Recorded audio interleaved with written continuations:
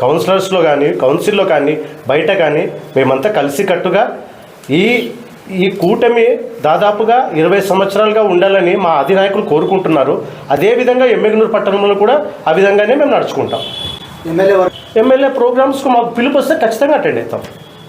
కూటమి అన్నప్పుడు ఎందుకు మీకు పిలుపు రావట్లేదు? ఎవరు పిలిచలేదో వాళ్ళని అడగాలి.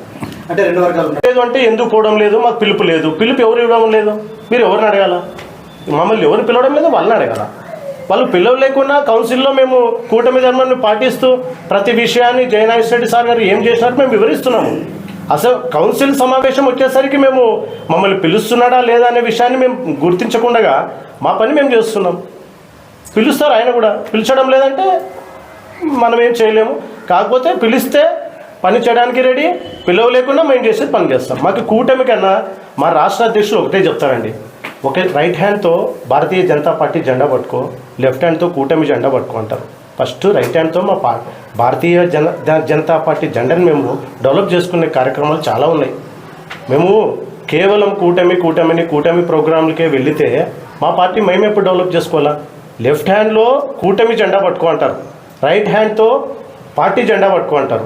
మనం ఫస్ట్ రైట్ హ్యాండ్తో పార్టీ జెండా పట్టుకుంటున్నాను. ఈరోజు బలోపేతం చేసుకునే కార్యక్రమానికి నేను ఫస్ట్ ప్రిఫరెన్స్ ఇస్తాను, తర్వాతే నాకు కూటమి. మా పార్టీ బలపడితే కదండి మేము ఏదైనా ఎవరో ఒకరు ఇద్దరు పోయి ఎమ్మెల్యే పక్కన కూర్చొని కండువా వేసుకున్నంత మాత్రాన కూటమి ఉంటే మేము ఎప్పుడు బలపడాలా? మేము బలపడాలా అంటే ఫస్ట్ మా కార్యక్రమాలు మేము చేసుకోవాలా. తెలుగుదేశం కన్నా మేము ఇస్తున్న పథకాలు చాలా ఉన్నాయి. మేము చెప్పుతూ కూటమిలో చేసిన పథకాలు చెప్పాలా, వ్యక్తిగతంగా మా సొంత పథకాలు ఎక్కువ ఉన్నాయి. ఇప్పుడు కూటమిలో తెలుగుదేశం కానీ వైసీపీ కానీ ఈ ప్రాంతీయ పార్టీలు పెట్టే పథకాలు కన్నా 29 పథకాలు ఇస్తున్నటువంటి పార్టీ మా భారతీయ జనతా పార్టీ.